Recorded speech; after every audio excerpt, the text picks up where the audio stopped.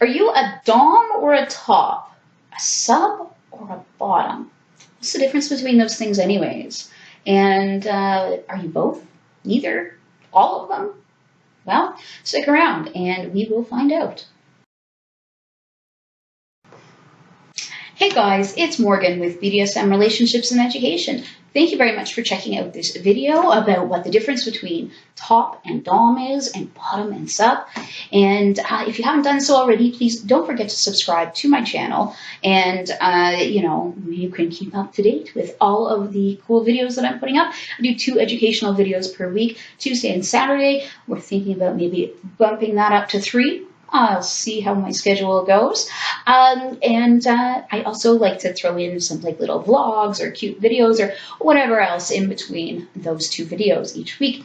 So if you enjoyed this video, don't forget to give me a thumbs up so that I know you liked it and I know to make more videos like this. So we're going to talk about the difference between a dom and a top, a sub and a bottom.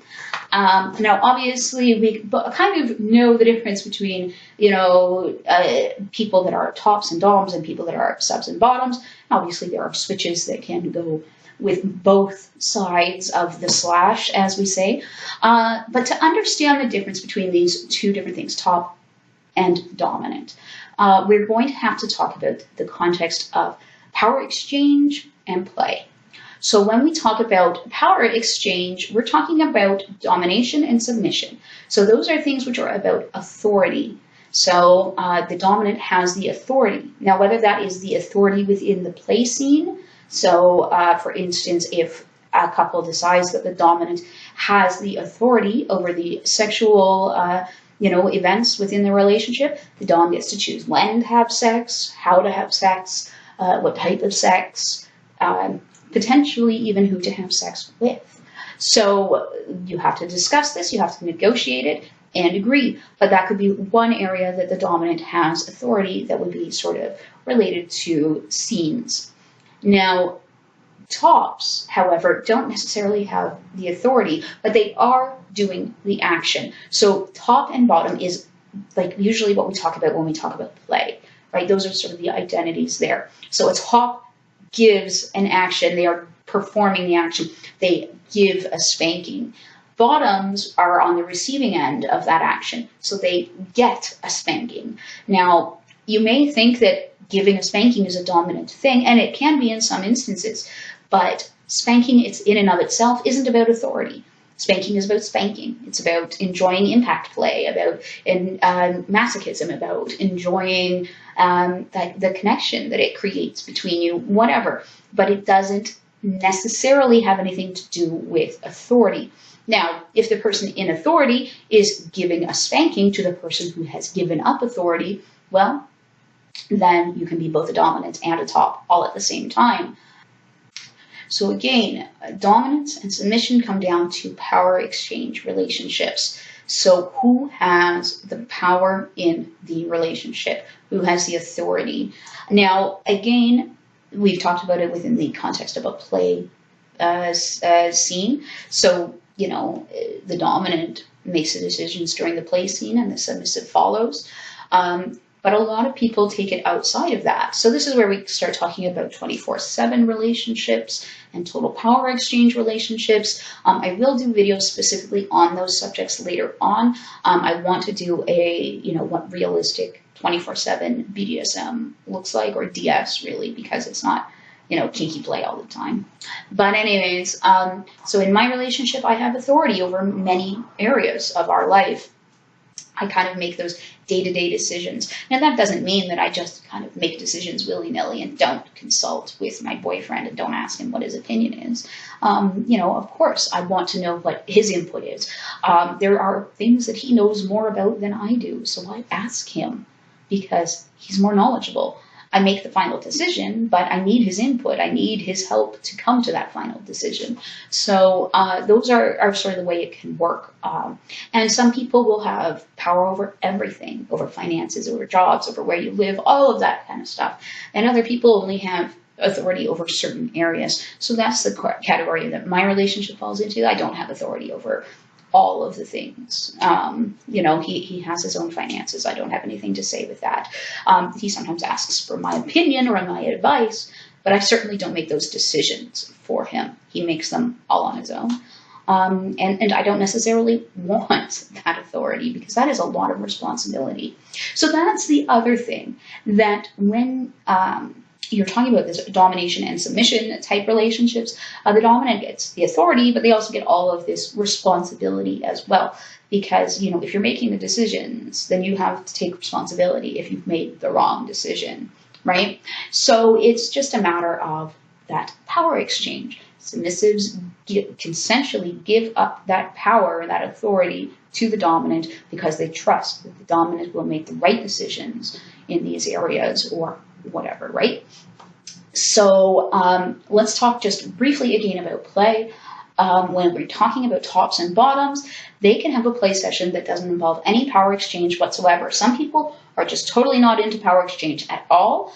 Other people are into power exchange, but only with certain people, and so they don't want to get into power exchange with a play partner. So they can just engage in play, no power exchange whatsoever. So if somebody wants to do an impact scene, they can sit down and they can negotiate, like, okay, what do we want to do? Oh, well, let's do some hand spanking, and then we'll get the paddles, and then floggers, and then some canes, and, you know, we'll finish it all off with a strap, for instance, right?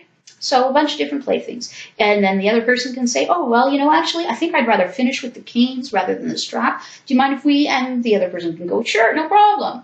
Right? So they talk about it back and forth. Now, if this was a dominant and submissive, then it would just be like, these things are within your realm of consent. Great.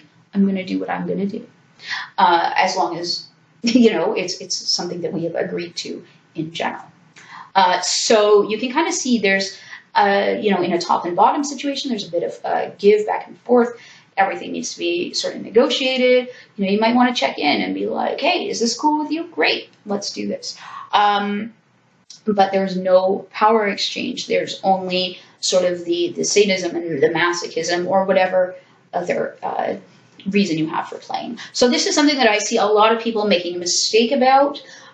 People will be like, well, I'm a new dom and I do these things. And it's like, well, those are not dominant things. Things are not dominant or submissive. Actions are not dominant or submissive. You see this a lot when people talk about oral sex. They seem to think that oral sex is a submissive act for some reason. And I know lots of doms who like to perform oral sex because it drives their partner crazy, because, you know, they can do forced orgasms or whatever. So, you know, oral sex isn't inherently submissive.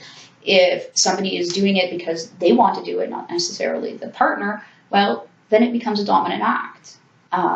You know, if the dominant decides that that's what they want to do. But vanillas have oral sex too. You know, they don't suddenly get into power exchange relationships just because they're having oral sex. Oral sex is sometimes just oral sex, right? But there's a lot of things like that people seem to, you know, put an orientation on that it should not have. So, you know, just because you've bought this brand new flogger and you're learning how to use it, that doesn't make you a dominant. What makes you a dominant is being in control, being in charge, and having authority in a consensual power exchange relationship. Now, we can know that this is the role we want to play, and we can say, I am a dominant because this is the role that I want to take in a relationship. Right? This is who I am. That's what I want to do.